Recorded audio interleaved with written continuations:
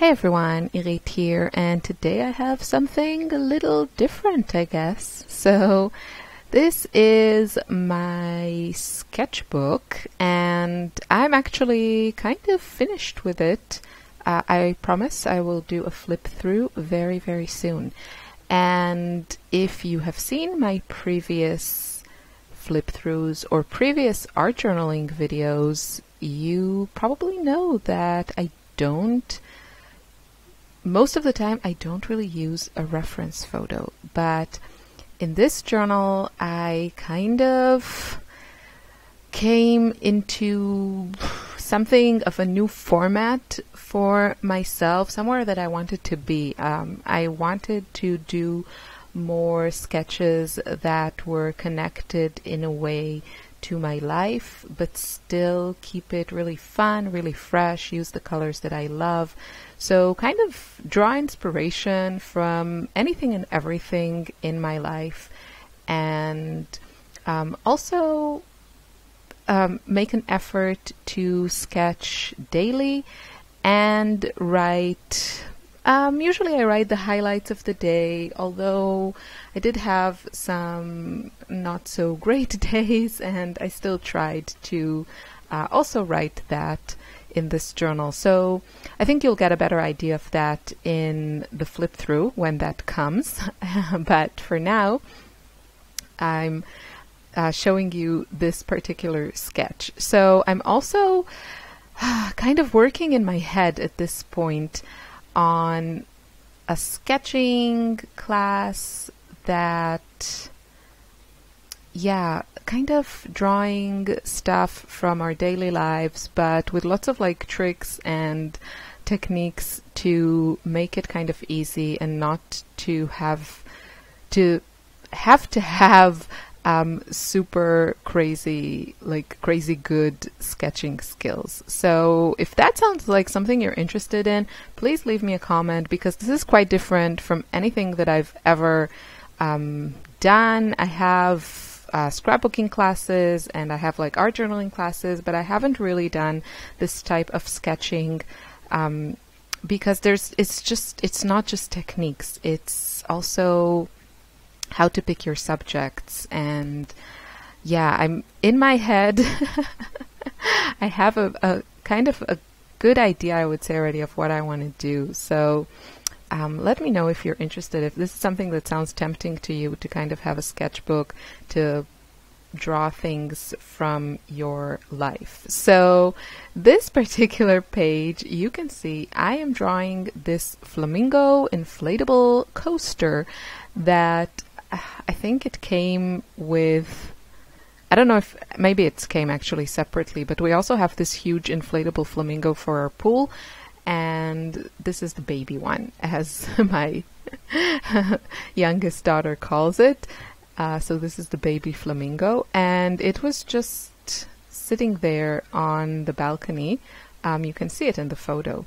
So I thought it would be really fun to kind of sketch it and have fun with it. And as you can see, I am being very liberal with my color choices and the details that I'm actually choosing to paint. And that is definitely one of the biggest, I would say, themes of how I sketch in my sketchbook right now. I pick and choose really fun elements from my environment. It can be a pretty flower, it can be a flamingo inflatable coaster.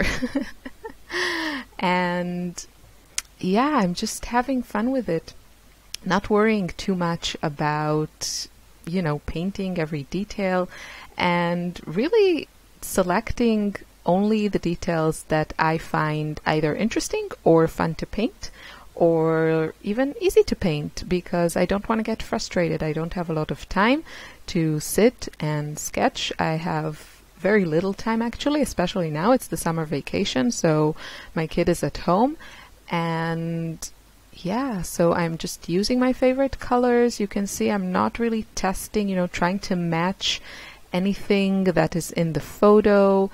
I'm just using my palette, you know, my custom palette, which I picked all the colors in it, and having fun with it, doing a lot of splatters. This is very abstract, as you can see, very loose, very simplified, and really picking those elements that I think would make this just more visually appealing.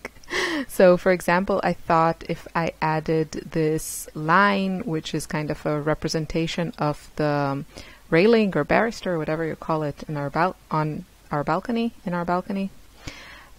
it would just give the flamingo a little bit of place to rest, so it doesn't look so floating, and would also just be a very dynamic, interesting line, you know, kind of leads your eye and creates a more interesting composition.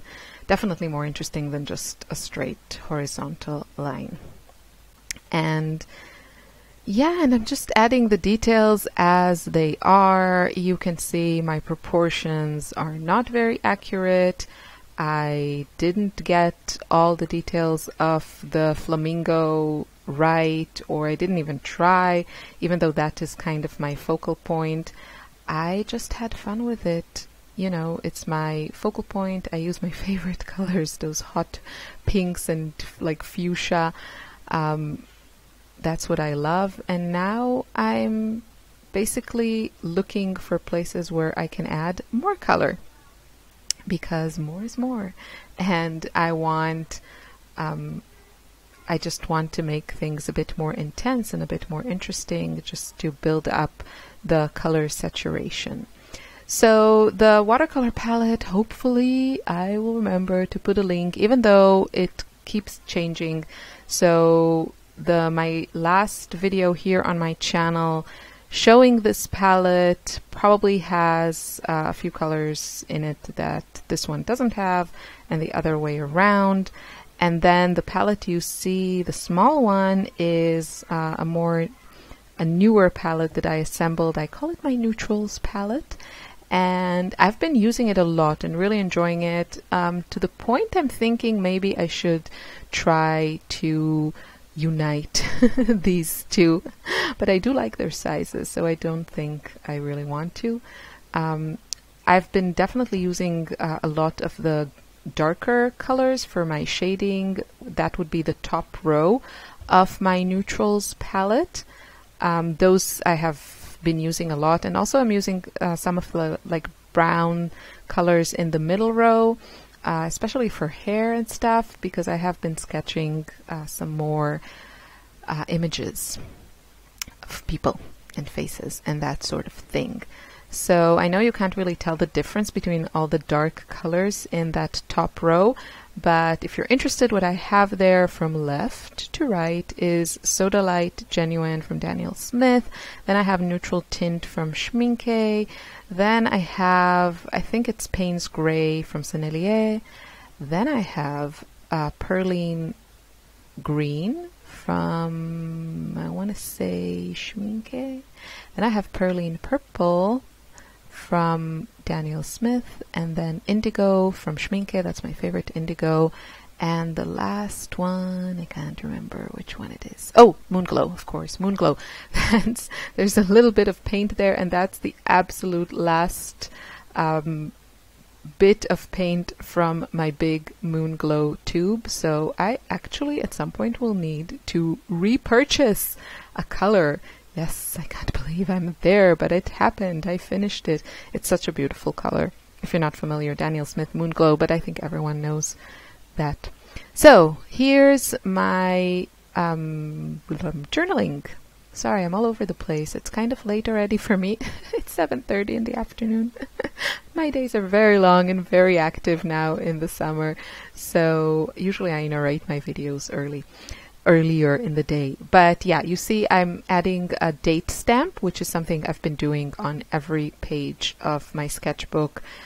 Somewhere, I started that somewhere in the middle. You will see that when I do that flip through that I keep talking about. Hopefully I will. No, for sure I will do it, because I want to share with you this journal. And the journal I didn't mention. The journal, I really love it. It's Stillman & Byrne Alpha Series soft cover 8x10 journal. It's fantastic for this type of sketching using ink and kind of light washes of watercolor. You can't go too crazy with a watercolor, and it does buckle. So you will also see that in my flip through. It does buckle. If you want thicker paper, then the Beta series is the way to go, and that's actually, I think, my next sketchbook. I ordered the Beta series. I probably will just go on with the same size because I really enjoyed that size. So, finishing touches with my white Posca paint pen. Just adding, you can see some dots. And of course you can go back, you can create another layer of that neutral color if you wanted to build that up. Maybe I should have done that just for an extra bit of contrast. But yeah, that's pretty much it. A snippet of life here. So, what am I doing there? Oh, adding some lines. The fountain pen is a Lamy pen, and it's beautiful. They have a gazillion different pens. I think this one is called the Safari, or one of the simpler, cheaper ones, and it works really well. So that's it. I hope you enjoyed this. Something a little bit different. Have a wonderful day. Bye bye.